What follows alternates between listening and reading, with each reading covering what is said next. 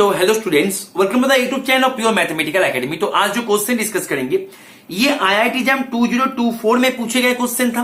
Question पूछा गया था लीनियर एल्जेब्रा से। मैं पेज को एक बार जूम कर रहा है, रुको थोड़ा सा। हाँ, लीनियर एल्जेब्रा से क्वेश्चन को पूछा गया था। क्वेश्चन नंबर था 17 एंड क्वेश्चन की डिफिकल्टी लेवल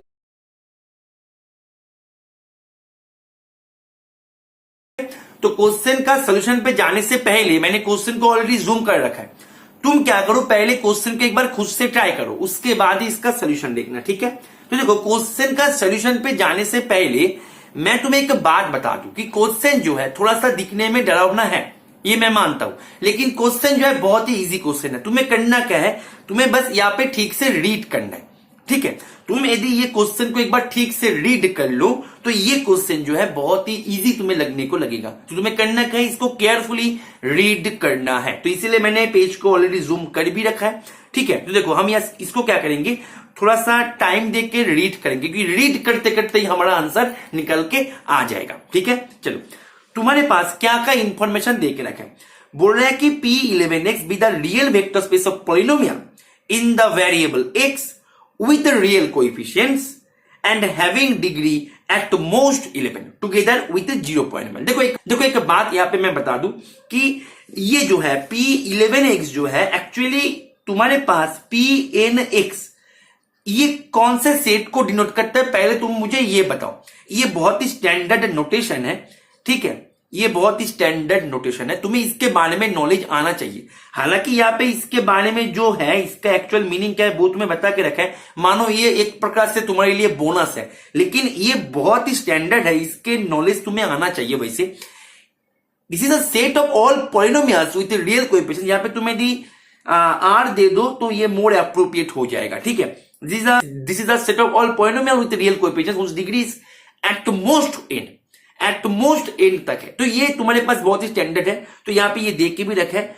तो ये जो है ना, इसके साथ तुमने यदि 0 पॉलिनोमियल को तुमने यदि यूनियन करके ऐड कर लो ये सेट में, तो ये जो सेट है, ये सेट तुम्हारे पास एक वेक्टर स्पेस में बदल जाता है, ठीक है। तो ये जो है ये बहुत ही स्टैंडर्ड है और ये हम पता भी है, इसको हम प्रूफ नहीं करेंगे और वैसे भी यहाँ पे दे के भी रखा है, ठीक है। चलो, तो हमारे पास क्या दे के रखा है, हमारे पास दे के रखा है कि P11x it is the set of all polynomials whose degree is at most, ध्यान दो यहाँ पे, at most 11, मतलब 11 तक जा सकता है, 11 को क्रॉस नहीं करेगा। इसके अंदर 0 डिग्री वाला पॉलिनोमियल है, हाँ है। 1 डिग्री वाला पॉलिनोमियल है, हाँ है। 2 डिग्री वाला, यस ये भी है। 11 डिग्री वाला, यस ये भी है। 12 डिग्री वाला नहीं सर, 12 डिग्री वाला जो पॉलिनोमियल है वो ये सेट का सदस्य नहीं है। बात को समझ में आ रहा है, ठीक है।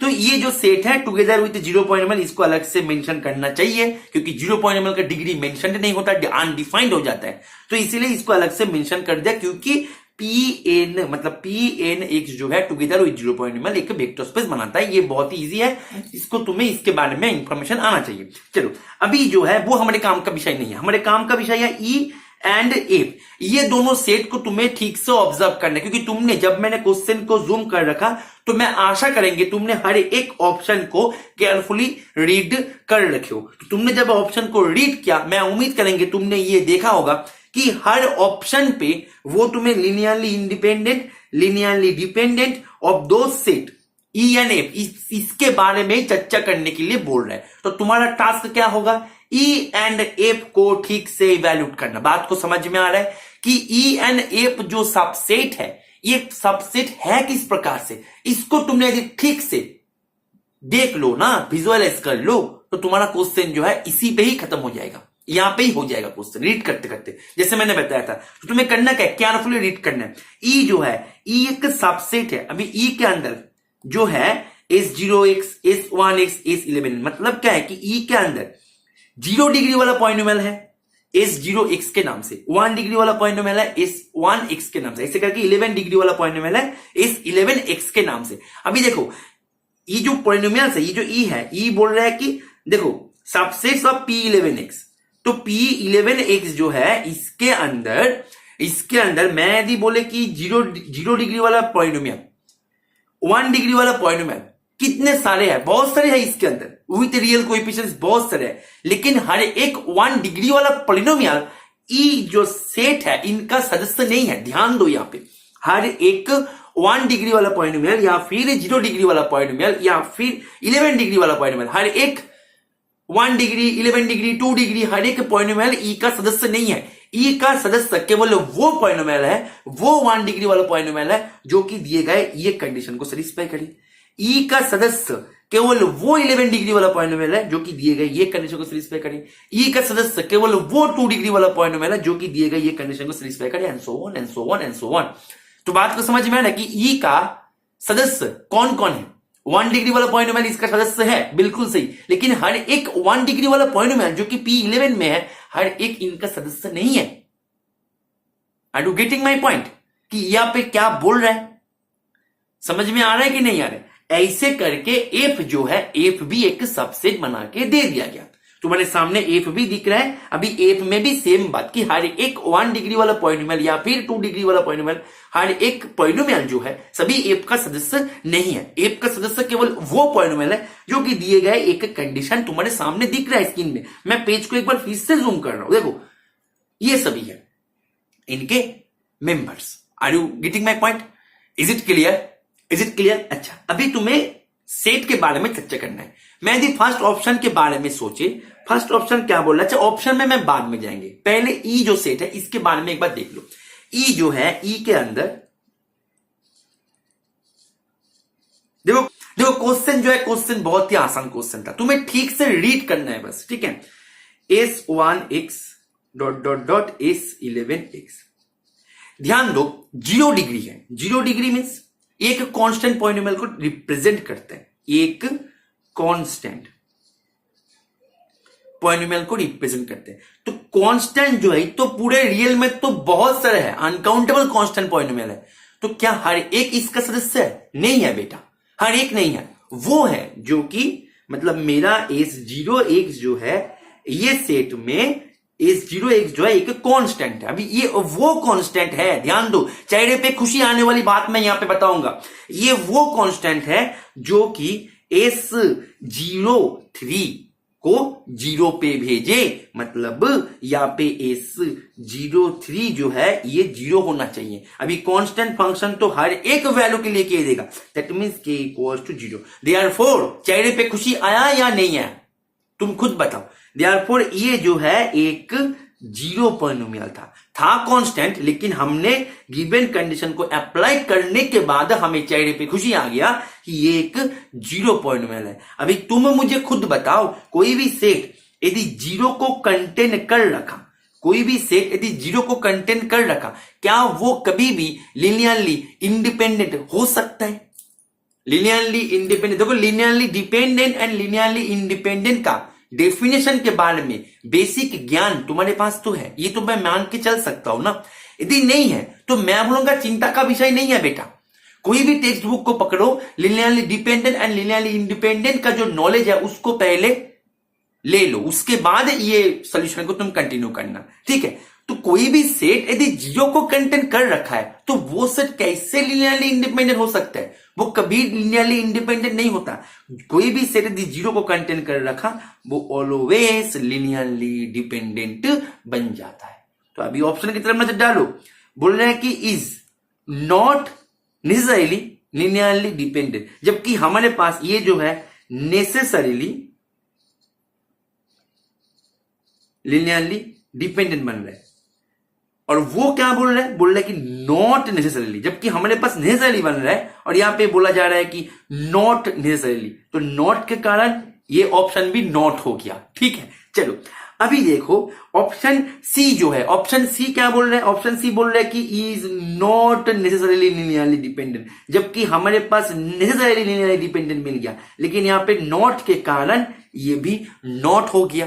अच्छा, तो आंसर जो है, आंसर तो आएगा option B and option C में से किसी एक जगह से आएगा। अच्छा, तो ऑप्शन बी में भी बोल रहे हैं कि necessarily linearly dependent, option D में भी बोल रहे हैं कि नेसेसरीली लिनियरली डिपेंडेंट।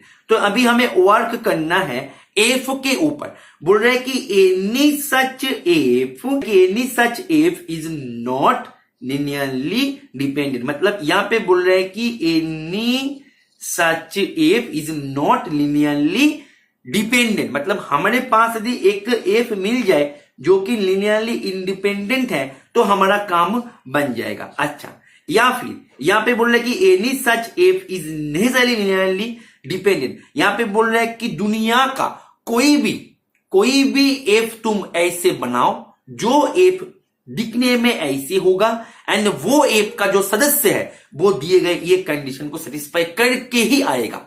तो ऐसे एफ जो भी तुम्हारे पास मिले वो ऑलवेज लिनियरली डिपेंडेंट ही बनेगा। तो या तो हम क्या करें, एक ऐसे एप के बारे में सोचने की कोशिश करें जो कि लिनियरली इंडिपेंडेंट है। यदि मिल गया तो अच्छी बात है, हम बी को टिक करेंगे।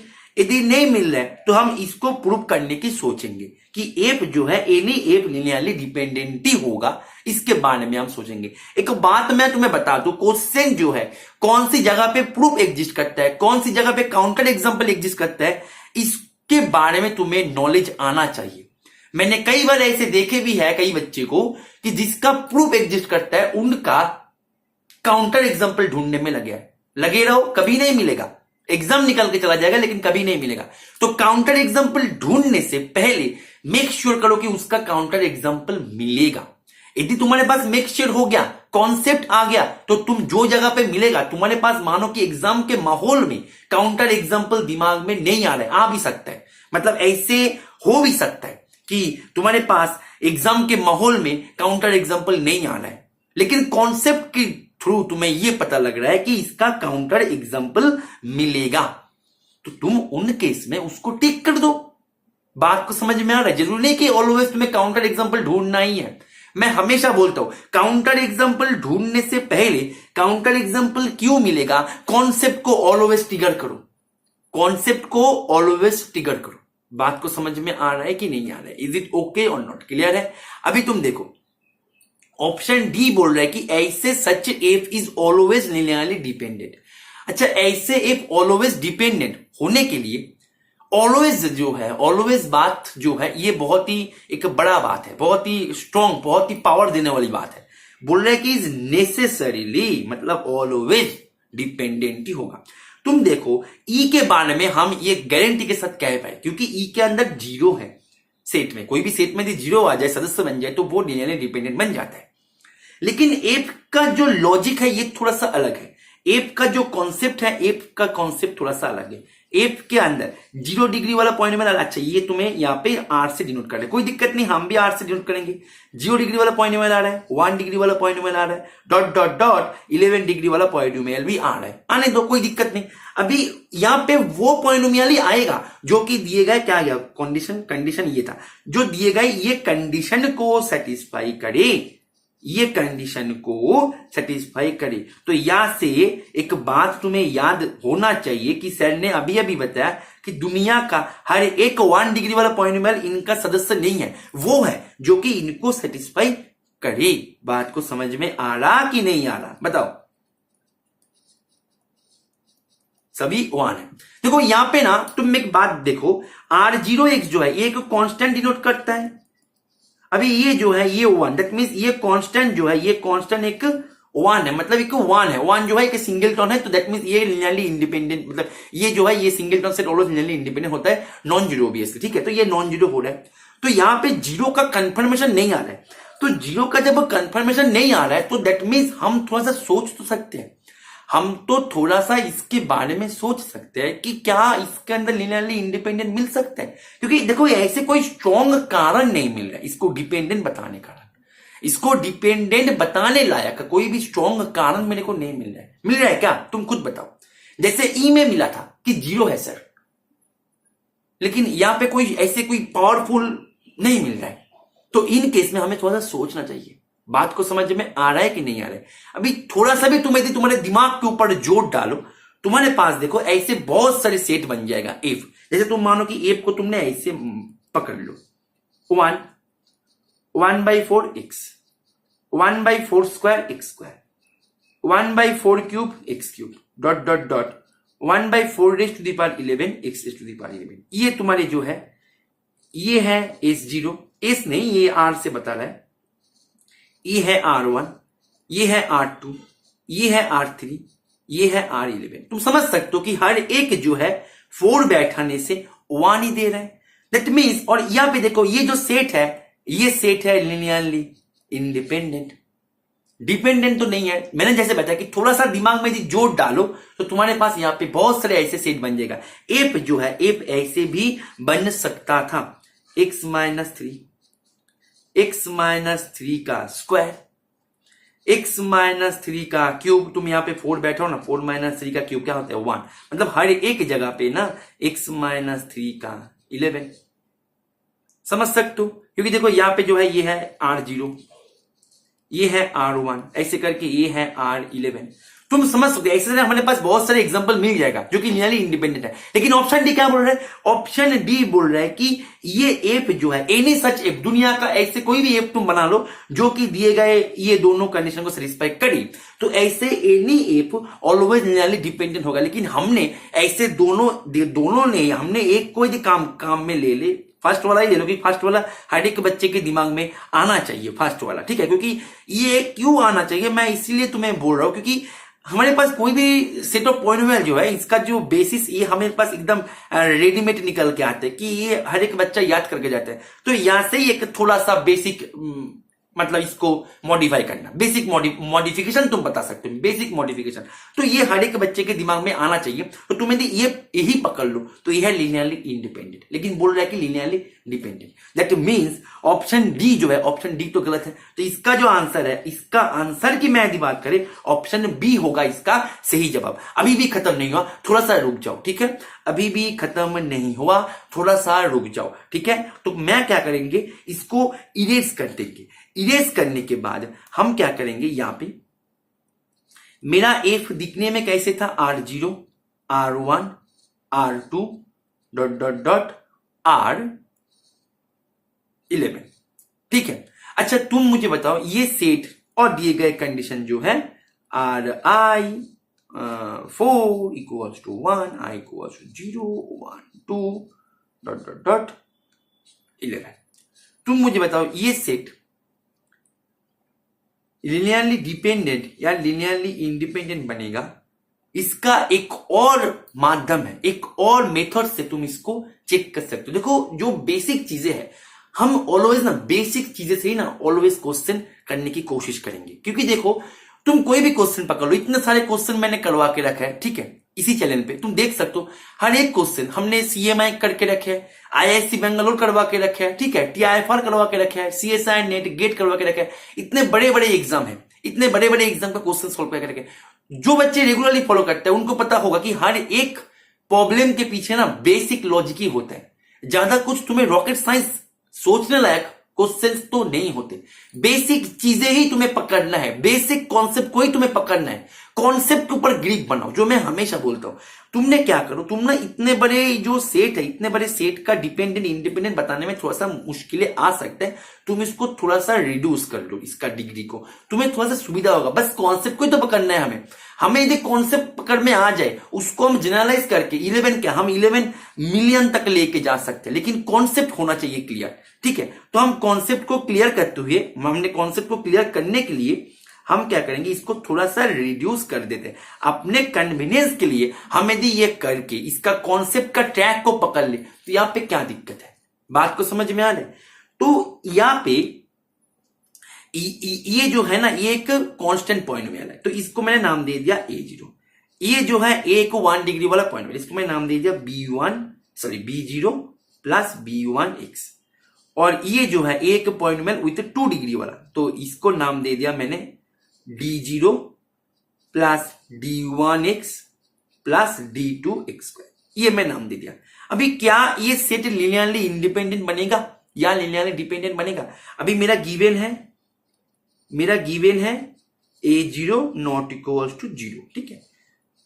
क्योंकि देखो मेरे ये क्वेश्चन में R0 4 इक्वल्स टू 1 था। दैट मीन्स मेरा जो कांस्टेंट था ये नॉन जीरो था। तो इसलिए मैंने तुम्हें एक नॉर्मल सा एक सेट बना के दे दिया। अभी तुम मुझे बताओ, क्या ये सेट लिनियरली डिपेंडेंट या लिनियरली इंडिपेंडेंट क्या हो सकता है? बेसिक बताओ, बेसिक। तुम इसके लिए करोगे क्या कि सर मैं इसके लिए क्या करेंगे, चिंता का तो विषय है नहीं, हम इसके लिए एक इक्वेशन बनाएंगे ऐसे, ठीक है ना।